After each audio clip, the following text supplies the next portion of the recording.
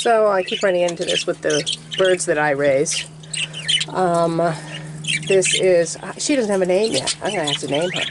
I wasn't going to use her in the breeding program, but I needed a mate for Hardy, and although I have another female by Sparky that's probably a nicer bird, I have enough of Sparky's genes running around, and I'm breeding these two for gene variation.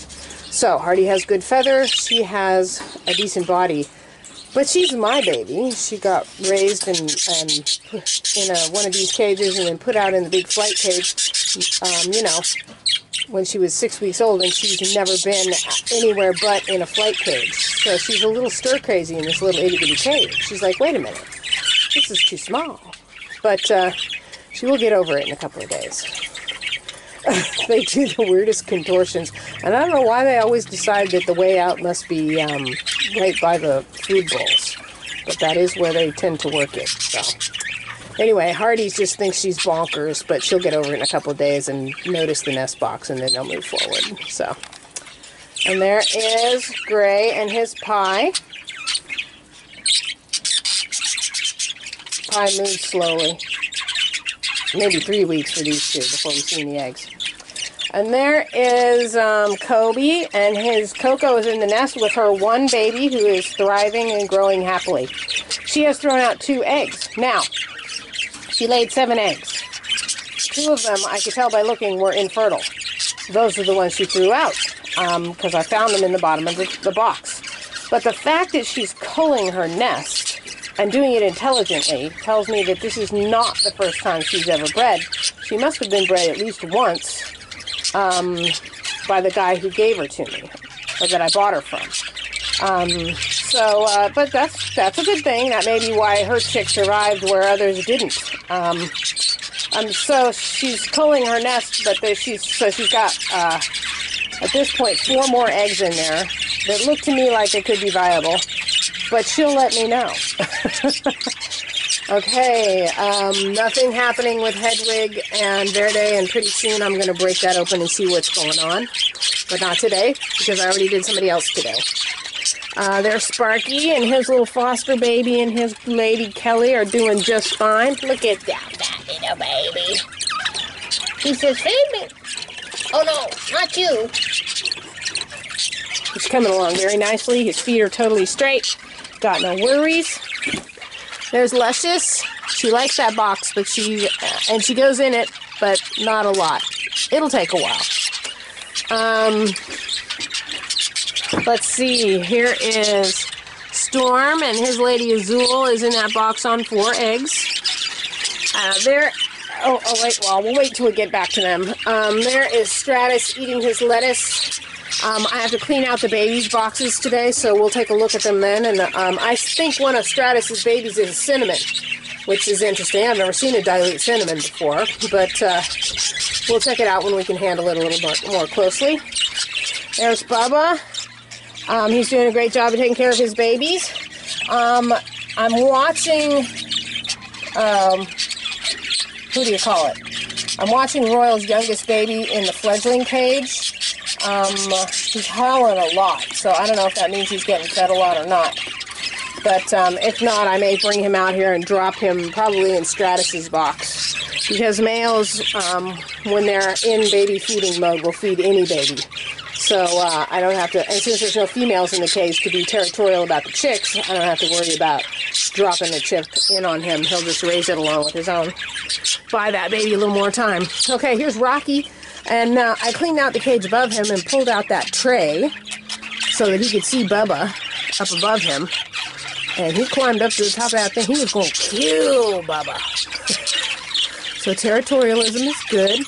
These two are just getting to know each other. But he is definitely playing the male role. So that's a good thing. She's just such a dainty little thing. But you know, she weighed 44 grams when I got her. Now she weighs 54, so she's fat and sassy and ready to go, as is he. So I have high hopes here. Okay, so here's the one switcheroo that I did today. This is not blue. This is Royal's son, 10-month-old baby. He's brothers with this girl over here. Again, he was the one that I put in a cage with Cloudy, just as a holding cage for about 4 or 5 days, and they hooked up, bred, and she dropped an egg. And that was the younger foster baby that these two were raising that ended up with the terrible splayed leg. So, one of the reasons he's in here is not because he's the most gorgeous bird in the world, but he is a white-based bird, and I like that, and I like his violet. But he and she have a history together. So I'm dropping him on a hen that already has 4 eggs in her nest, but she hasn't been bred. I took her, I pulled her and blew out and candled all 4 of their eggs, and not a single one had anything happening in it. So that tells me that Blue is sterile. He's probably just too old to breed, because he's got to be at least 6 years old. So I put him in there, so in the hopes that they'll hook up, because she can use a mate to help her raise any chicks that she gets, and he is fertile. We know because I hatched that 1 egg that she laid by him. So what I did here was, after candling her 4 eggs and finding them all infertile, I threw 1 out, and I took the other 2 and dropped them into, and traded them out with Fluffy's last 2 eggs. Fluffy laid a couple of eggs in the last few days. I candled them. One of them clearly has something developing in it. The other one looked infertile, or it's just that it's only been laid. It's only 2 or 3 days along, so you can't see anything yet, you know. But anyway, so I took those 2 out. I candled the rest of her eggs. They all have something going on in there. I'm not holding my breath that it's going to work out. But what I did was I took her last 2 eggs out that are fertile and put them in here. So Cloudy is now sitting on 1 egg that is clearly fertile, that is Fluffy's egg. And the chick will be green, so it will be easy to tell if she brings it up. Another egg of Fluffy's that might be fertile or might not. And 1 of her own eggs, which is certainly infertile. But I didn't want to pull 4 eggs out and put 2 eggs in, because that would be too disruptive. Birds can't count, but she could tell the difference between 2 and 4. So I just ditched 1 of the infertile eggs, and I'll pull the other one out later. Maybe after she lays another egg by him, if she does. So anyway, hopefully she has at least, well, she certainly has at least 1 fertile egg under her, maybe 2. And I'd love to get some more of Fluffy's babies. I'm not holding a lot of hope out for this. These chicks were supposed to be hatching. The eggs look suspiciously empty to me, like there isn't enough in there, although I do see embryos and development.